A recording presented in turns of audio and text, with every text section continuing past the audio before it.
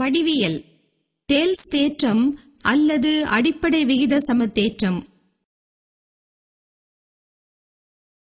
ஒரு நேர்கோடு ஒரு முக்கோணத்தின் ஒரு பக்கத்திற்கு இணையாகவும் மற்ற இரண்டு பக்கங்களை வெட்டுமாறும் வரையப்பட்டால் அக்கோடு அவ்விரு பக்கங்களையும் சம விகிதத்தில் பிரிக்கும்.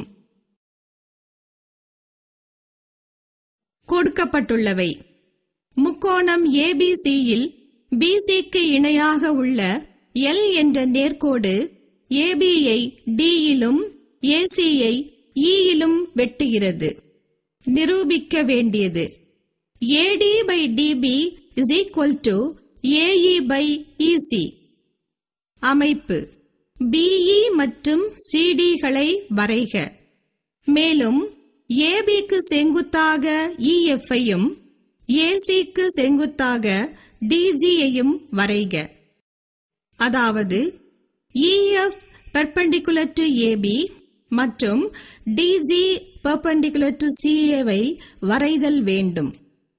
நிரூபணம்: ஏபிக்கு இஎஃப் செங்குத்தாக உள்ளது.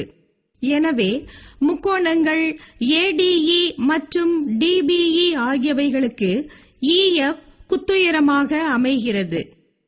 முக்கோணம் ஏடிஇயின் பரப்பு is equal to half into அடிப்பக்கம் இன்டு உயரம் is equal to half into AD into EF.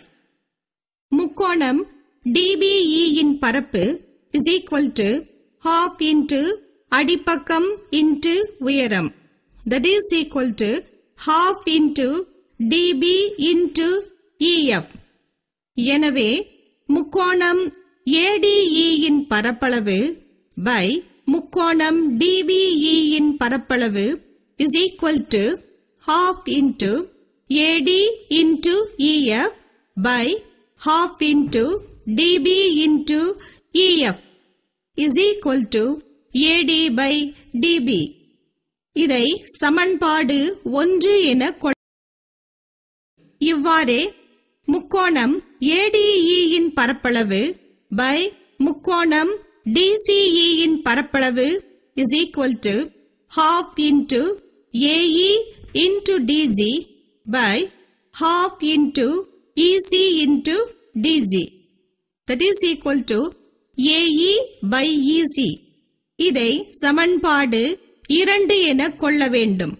ஆனால் முக்கோணம் DBE மற்றும் முக்கோணம் DCE என்பன DE என்ற ஒரே அடிப்பக்கத்தை கொண்டும் BC மற்றும் DE ஆகிய இணை நேர்கோடுகளுக்கு இடையிலும் அமைந்துள்ளன. எனவே முக்கோணம் DBE-இன் பரப்பளவு is equal to முக்கோணம் DCE-இன் பரப்பளவு. இதை சமன்பாடு 3 என கொள்ள வேண்டும். சமன்பாடுகள் 1, 2 மற்றும் 3களிலிருந்து நாம் பெறுவது AD by DB is equal to AE by EC என்பதாகும். எனவே தேல்ஸ் தேற்றம் நிரூபிக்கப்பட்டது.